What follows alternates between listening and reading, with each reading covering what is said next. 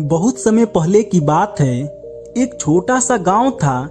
इस गांव में एक ईमानदार और दयालु युवक रहता था। वह गरीब था, लेकिन उसका दिल बहुत बड़ा था। युवक हमेशा दूसरों की मदद करता, चाहे वह इंसान हो या जानवर।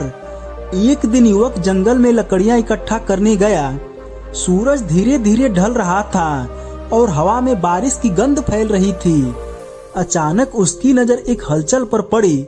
वहां एक बड़ा भालू घायल होकर पड़ा था। भालू के पैर में चोट लगी थी और वह दर्द से करा रहा था।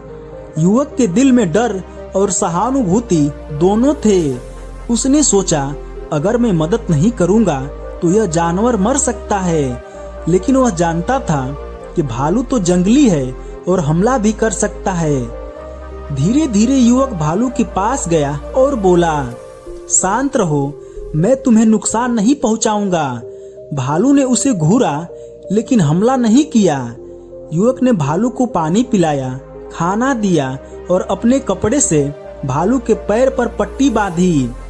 भालू धीरे धीरे शांत हुआ और उसकी मदद स्वीकार कर ली। युवक मुस्कुराया और बोला, सच्चा कर्म हमेशा लौट कर आता है, यही जीवन का नियम है।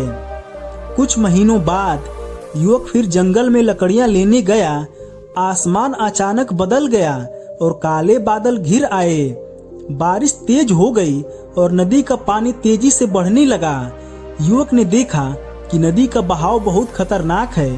उसका मन डर से कांप उठा। उसने सोचा, अगर मैं बचा नहीं तो यह मेरी आखिरी यात्रा हो सकती है। वह जैसे ही नदी पार करने की कोशिश कर रहा था, उसका पैर फिसल गया। पानी ने उसे अपनी ओर खींच लिया। युवक जोर जोर से चीखने लगा कि कोई मदद करो।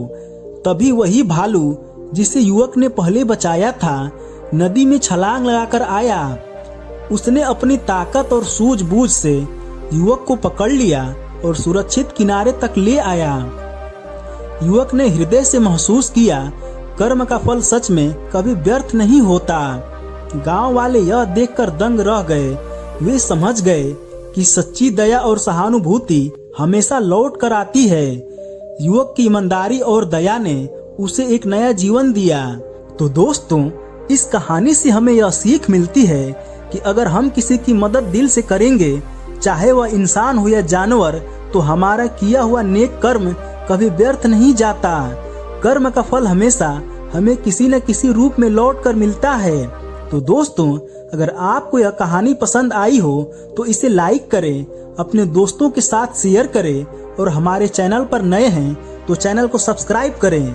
धन्यवाद।